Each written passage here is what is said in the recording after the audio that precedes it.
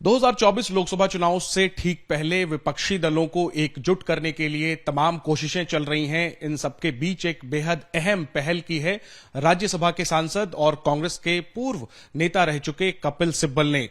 क्या है ये सोच और क्या है लक्ष्य? मेरे साथ कपिल सिब्बल साहब खास बातचीत करने के लिए हैं। सर, बड़ी दिलचस्पी है लोगों में जानने की कि आपकी सोच क्या है, क्या हासिल करना चाहते हैं। और आपने ऐलान किया, इसके बाद से देश के कई मुख्यमंत्रियों ने, तमाम विपक्षी दलों के बड़े चेहरों ने आपकी पहल का समर्थन किया है। तो क्या ये पहले से ही सब कुछ खाका बन चुका है? नहीं नहीं नहीं, ये देखिए, पिछले 1 डेढ़ 2 साल से मैं सोच रहा हूं कि इस देश में अगर बदलाव कोई आएगा तो वो केवल वकीलों के द्वारा आएगा। क्योंकि अगर आप विश्व का इतिहास देखो, जहां जहां भी बदलाव आया है उसमें पहल हमेशा वकीलों की रही है। चाहे वो फ्रेंच रेवोल्यूशन हो, चाहे अमेरिकन वॉर ऑफ इंडिपेंडेंस हो, चाहे हमारा अपना फ्रीडम स्ट्रगल क्यों ना हो, तो वकील सबसे आगे थे। तो आजकल हिंदुस्तान में वकील चुप क्यों है? और मैं समझता हूं कि वकीलों को अगर हमारे संविधान से जो लगाव होना चाहिए है तो उनको आगे बढ़ना चाहिए। और जो ढांचा आज के दिन देश में बना हुआ है उसमें बदलाव की जरूरत है। तो वो ढांचा तभी हो सकता है कि अगर हम ऐसी बात करें जो राजनीतिक नहीं हो लेकिन फिर भी राजनीतिक हो। ये इसमें कोई दो राय नहीं है। और इंसाफ, जो संविधान है उसकी बुनियाद ही इंसाफ है। तो इसलिए जो प्लेटफॉर्म मैंने बनाया है वो इंसाफ का प्लेटफॉर्म बनाया है।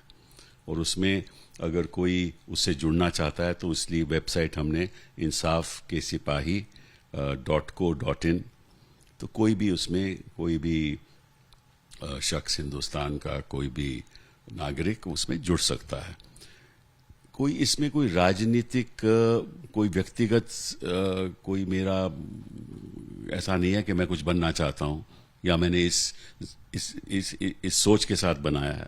मैं चाहता हूं कि जो भी इंसाफ के साथ लगाव रखता है उसको इसके साथ जुड़ना चाहिए। और मैं समझता हूं कि हर एक राजनीतिक दल विरोध तो कर नहीं सकते क्योंकि सब इंसाफ चाहते हैं। और वो तो टारगेट ना बेइंसाफी के, तो निश्चित रूप से वो मेरे साथ जुड़ेंगे तो अच्छी बात है।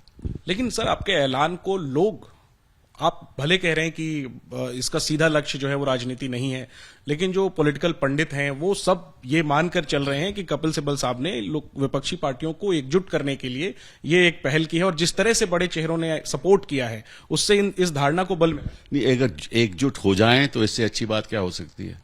ठीक है, लेकिन मेरी इसमें ना मैंने पहले किसी से बात की, ना ऐसे कोई सोच थी। हाँ, इतना जरूर था कि मैं सबको जानता हूं, तो मैंने सबको कहा था कि मैं ऐसा कुछ करने जा रहा हूं। बाकी उन्होंने अपना बयान दिया और इस सोच के साथ जुड़े तो मैं स्वागत करता हूं। लेकिन जो पॉलिटिकल पंडित होते हैं ना, वो तो हर कोई ऐलान को एक ऐसे नजरिए से देखते हैं, शक के नजरिए से देखते हैं कि शायद इसमें कोई किसी व्यक्तिगत फायदा है। मेरा इसको कोई व्यक्तिगत फायदे की बात हो ही नहीं रही। लेकिन मैं कोई पॉलिटिकल पार्टी थोड़ी ना लॉन्च कर रहा हूं। ठीक है, लेकिन आप करने क्या वाले हैं? किस तरह से आप जो कह रहे हैं कि इंसाफ फोरम होगा, मंच होगा, इंसाफ की लड़ाई आप लोग लड़ेंगे, तो करने क्या वाले हैं? कैसे आप लड़ेंगे? 2 स्तर पर ये संघर्ष होगा। पहले तो आम नागरिक इससे जुड़ना चाहिए, ठीक है ना। और जहां जहां भी बेइंसाफी है, देखिए हर गली, हर कूचे में, हर लोकेलिटी में कोई ना कोई बेइंसाफी तो रहती है, रोज के रोज रहती है। कोई ना कोई हादसा होता है। और आरएसएस अगर अपनी शाखाओं के साथ वहाँ रोज सुबह मीटिंग करके अपनी आइडियोलॉजी द्वारा उसको आगे बढ़ाना चाहती है, तो एक इंसाफ भी अपनी आइडियोलॉजी है, वो संविधान से जुड़ी हुई है, तो वहाँ एक हम काउंटर पॉइंट भी खड़ा कर सकते हैं। तो एक तो ये है इसका लक्ष्य कि हम हर गली में, हर लोकेलिटी में, हर रीजन में एक इंसाफ के सिपाही खड़े रहें जो विरोध करें ऐसी आइडियोलॉजी का जिसकी वजह से बेइंसाफी हो रही है। पहली बात तो ये। दूसरी बात, मैं चाहता हूं कि राज्य स्तर पे बेइंसाफी हो रही है, ईडी के द्वारा बेइंसाफी हो रही है, सीबीआई के द्वारा बेइंसाफी हो रही है, और जिस तरह से दुरुपयोग किया जा रहा है, जिस तरह से मीडिया को कैप्चर किया जा रहा है, जिस तरह से संविधान के इंस्टीट्यूशंस को कैप्चर किया जा रहा है, इसमें कोई लगता है कि भाई आवाज किसी की सुनाई दे नहीं रही। ठीक है ना। तो उस स्तर पर मैं समझता हूं कि राज्य सरकार के मुख्यमंत्री या ऑपोजिशन लीडर्स जो सरकार में नहीं हैं, हाँ, वो इस मुहिम को आगे ले जा सकते हैं। उसमें मैं एक साधन बनना चाहता हूं। अगर इस प्लेटफॉर्म के साथ सब जुड़ जाएं तो मैं समझता हूं कि एक ऐसा नेशनल प्लेटफॉर्म बन सकता है। लेकिन इसकी मैंने कोई पहले पैरवी नहीं की कि भाई ऐसा होना चाहिए। मैं तो सोचता हूं कि अगर ऐसा वो चाहें तो हो सकता है। तो ये आप लड़ाई अदालत में लड़ेंगे, जमीन पर लड़ेंगे, आंदोलन होगा? हर जगह लड़ेंगे। अदालत में तो लड़ ही रहे हैं और लड़ते रहेंगे, लेकिन जमीन पे ज्यादा लड़ाई होनी चाहिए। मतलब कि ऐसे लड़ाई नहीं, मतलब कि जमीन तक ये हमारी बात पहुंचे कि आपके हकों के लिए देश क्या कर रहा है। आप क्या देश भर में जाने वाले हैं? आप बिल्कुल जाएंगे। पूरे देश की इनके हक, इस हिंदुस्तान में 80 करोड़ ऐसे लोग हैं जो 5,000 रुपया से कम कमाते हैं। तो उनका पिछले 10, 15, 20, 40 साल में क्या हुआ है? वैसे के वैसे ही हैं, ठीक है ना। उनके लिए सरकार क्या करती है? उसके लिए हमें ढांचा बदलना होगा, ठीक है ना। अगर आप शिक्षा की बात करो तो क्या शिक्षा गरीब से गरीब तक पहुंच रही है? उसके लिए ढांचा बदलना होगा। अगर स्वास्थ्य की बात करो तो हमारे डॉक्टर लोग आज के दिन 80% डॉक्टर लोग तो अर्बन सेंटर्स में हैं और सबसे ज्यादा पॉपुलेशन तो रूरल एरियाज में है। तो उनके लिए कहाँ है डॉक्टर? हाँ, और ये डॉक्टर अर्बन सेंटर्स में जो हैं वो एम्प्लॉयज बन गए हैं। सुविधाएं हैं नहीं। अगर सुविधाएं ना हो और डॉक्टर अपना काम ना कर पाए तो डॉक्टर के ऊपर एक वार होता है। तो ये ढांचा तो बदलना पड़ेगा ना, ठीक है ना। तो जब तक वो ढांचा नई सोच के साथ, एक नए विजन के साथ ढांचा नहीं बदलेंगे तो सुधार कैसे होगा? तो वो नया विजन मैं 11 तारीख को जंतर मंतर 4 बजे मैं दूंगा। और कौन कौन से नेता पहुंचने वाले हैं? किन किन नेताओं से आपकी बात हुई? मैंने किसी को नहीं बुलाया।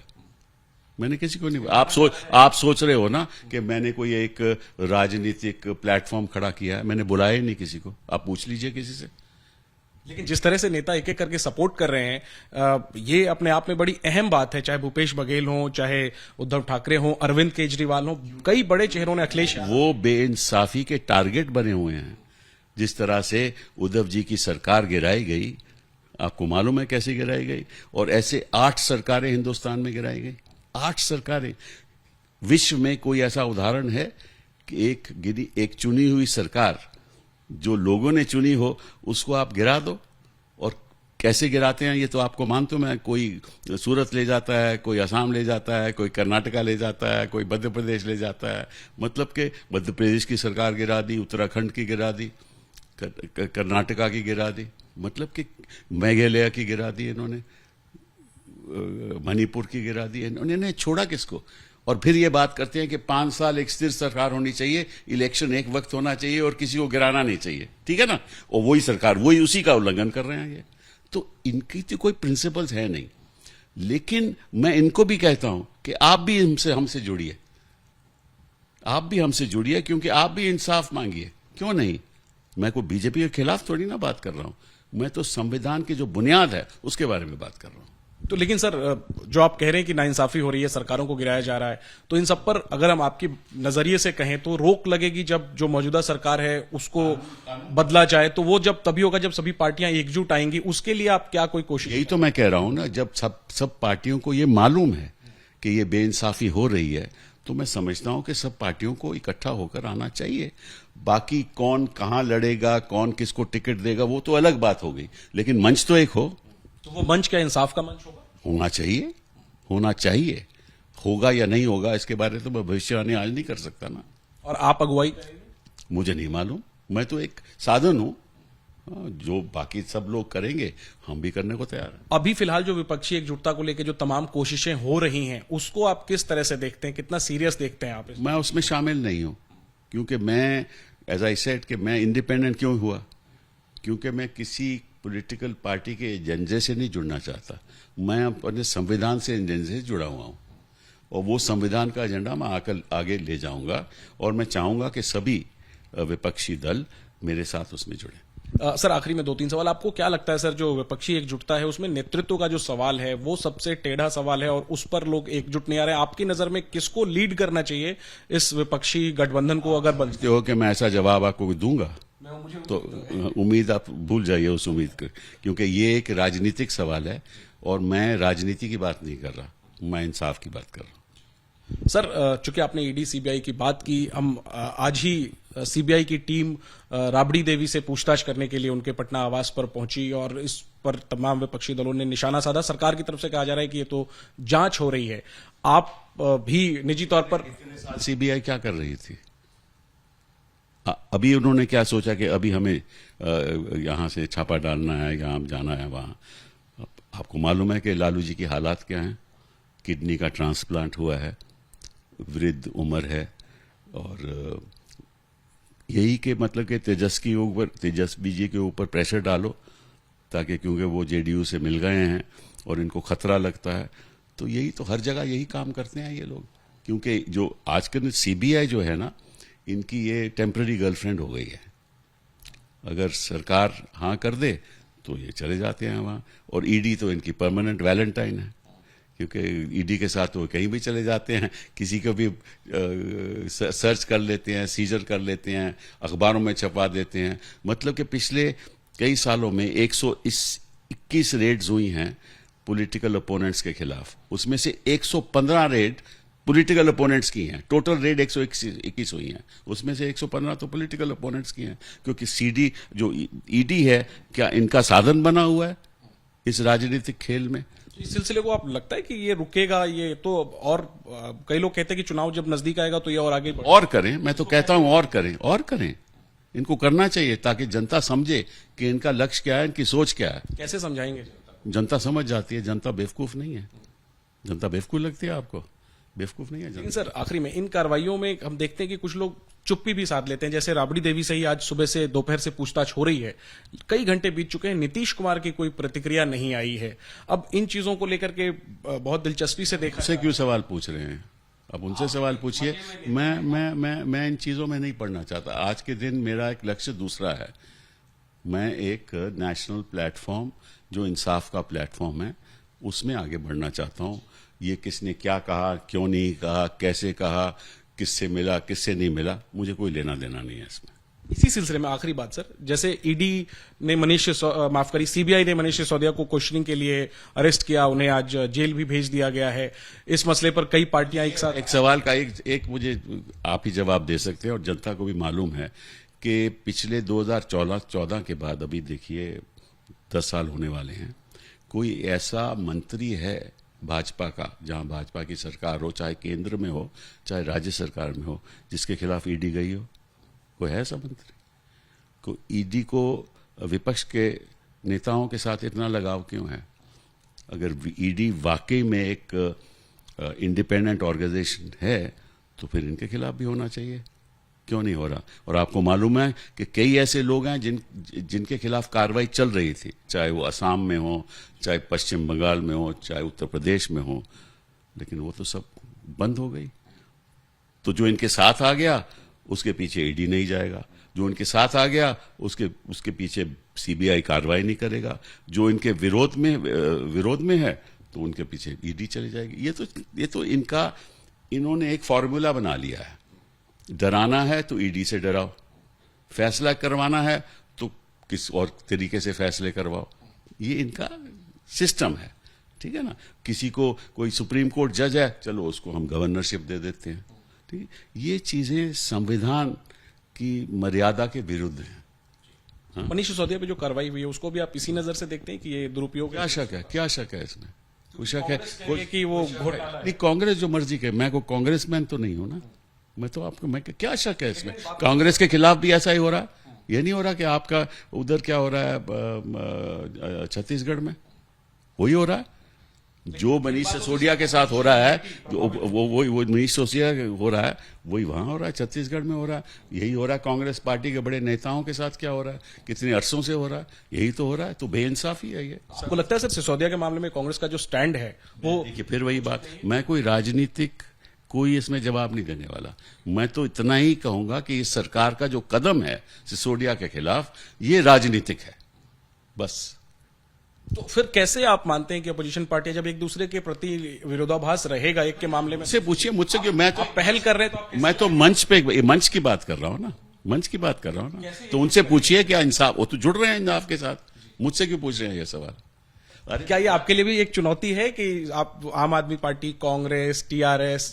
चुनौती नहीं, मेरे लिए कोई चुनौती नहीं। मैं तो चाहूंगा कि जो इंसाफ की लड़ाई लड़ना चाहता है मेरे साथ आगे बढ़ के लड़े, जो नहीं लड़ना चाहता मत लड़े, सीधी बात। एक आखिरी में, राहुल गांधी ने पिछले दिनों में भारत जोड़ो या आपने करके ना, आप यहां इंटरव्यू लेने आए हैं इंसाफ के मंच के आधार पे, तो मैं कोई व्यक्तिगत ऐसे सवाल का जवाब नहीं देने वाला, ठीक है? तो आप ना सवाल पूछिए, वही बेहतर है।